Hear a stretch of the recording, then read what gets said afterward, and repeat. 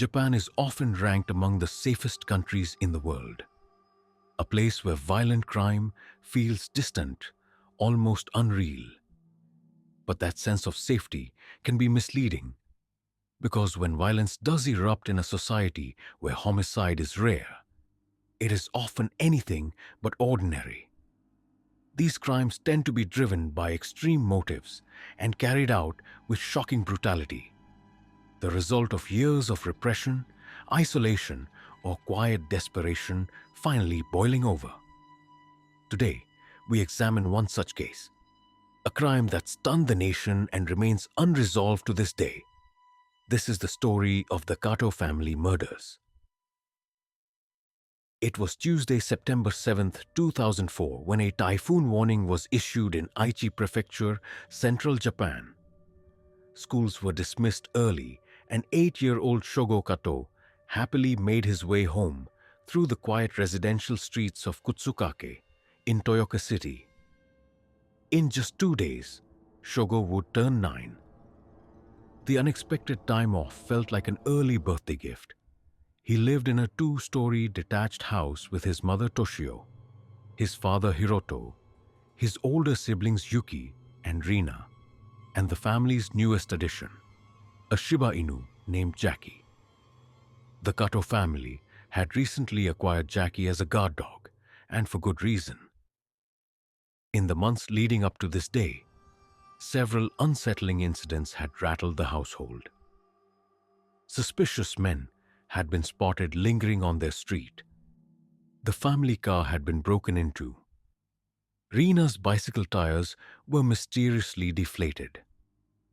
And in one particularly chilling moment, someone had tried to open the front door while both parents were away, only retreating after Shogo shouted from inside. As Shogo approached his home, he noticed something new, a vertical smear of pink paint on the northeast corner of the wall surrounding the property. Graffiti, small but deeply unsettling. Still, thoughts of cake, presents, and balloons soon replaced his unease. He ran inside. The typhoon passed without incident. By the evening of September 8th, the skies were clear. Few streetlights illuminated Kutsukake, but the moon was bright. Inside number 165, Toshio and her 3 children spent the evening watching television and finalizing birthday plans. Hiroto, a municipal employee, was working late in Nagoya, something he often did. At 9 p.m., he texted Toshio, saying he would work through the night so he could take the next day off for Shogo's birthday. At 11 p.m., he called again, reminding her to leave the spare key in its usual hiding place. It was the last time he would ever speak to his wife. At approximately 4 a.m., on September 9th, neighbors were jolted awake by the sound of a woman screaming. They recognized the voice as Toshio's. Moments later, they heard frantic footsteps inside the house. Less than 30 minutes later, at around 4:25 a.m., the same neighbors smelled smoke. The Kato home was on fire. Hiroto's brother, who lived nearby, immediately contacted him at his office in Nagoya. He told him the house was ablaze and that no one could be found inside. Hiroto rushed back, arriving to see flames and smoke consuming his home. He tried to run inside, screaming his family's names, but firefighters restrained him. By sunrise, the fire was extinguished. It had burned so intensely that steel support columns had warped. When investigators entered the house, the interior was still scorching. What they found inside was devastation. The home had 2 floors. On the first level were a kitchen, a traditional Japanese-style room, and a Western-style living room. In that living room lay the body of Shogo. He was partially cremated, his remains barely recognizable. An autopsy later revealed he had been struck once in the head with a blunt metal object. He died from a cerebral contusion. It was immediately clear this was no accident. Shogo had been murdered on his 9th birthday.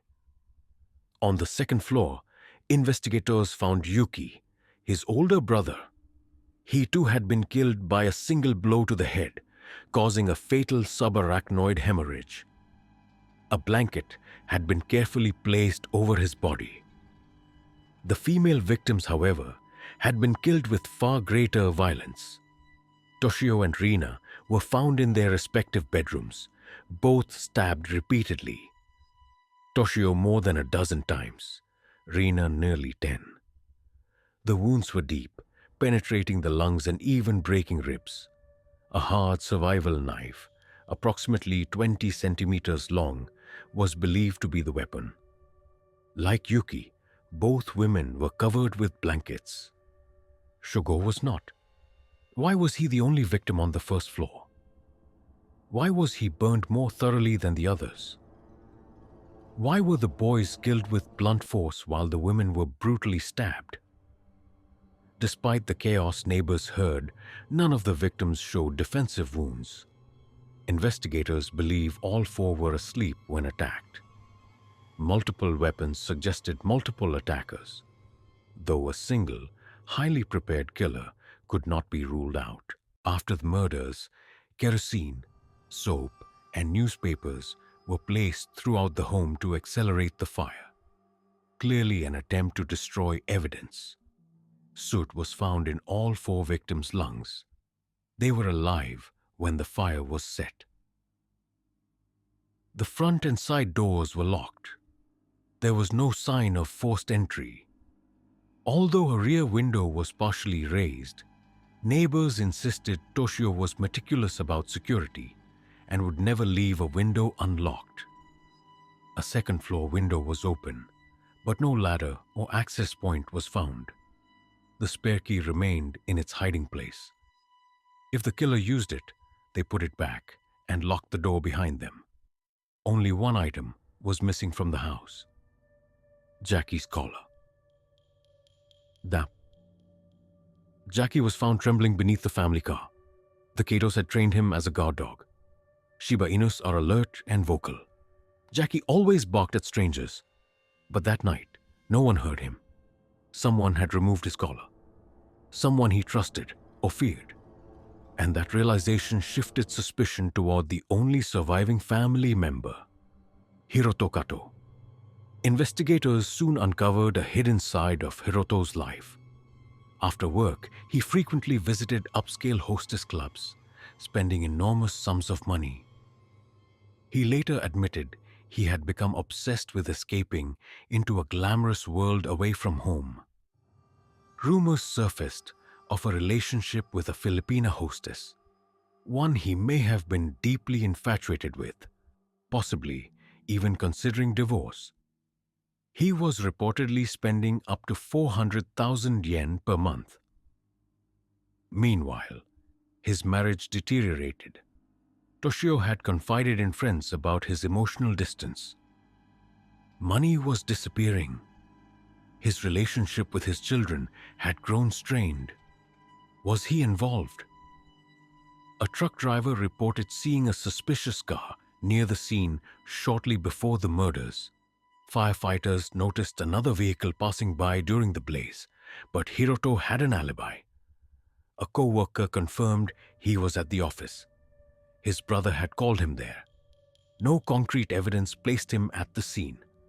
Despite public suspicion, Hiroto was never charged.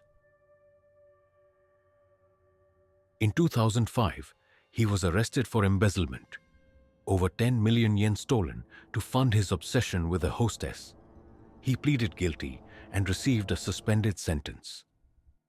During interrogation, investigators reportedly pressured him to confess to the murders. The stress caused him to stab his own leg with a pen. Since then, Hiroto has vanished from public life. He avoids memorials, refuses interviews, declines involvement with the case.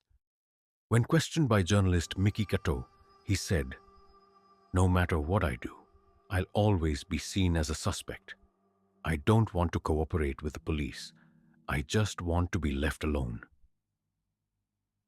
Then came a strange development.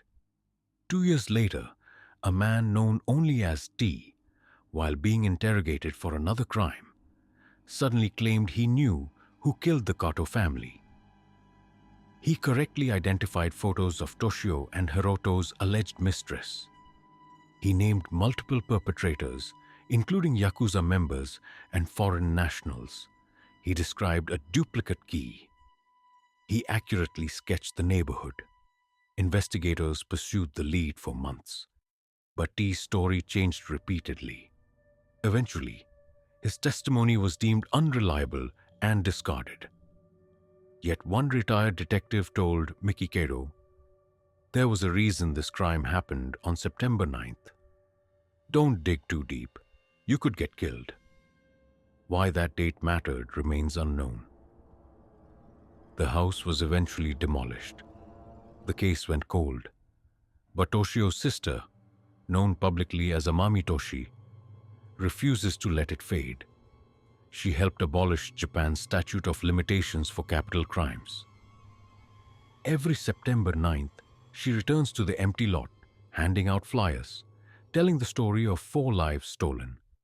Toshio, a devoted mother.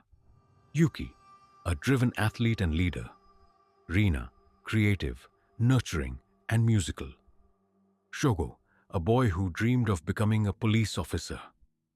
Jackie lived peacefully with Amami until his death in 2016.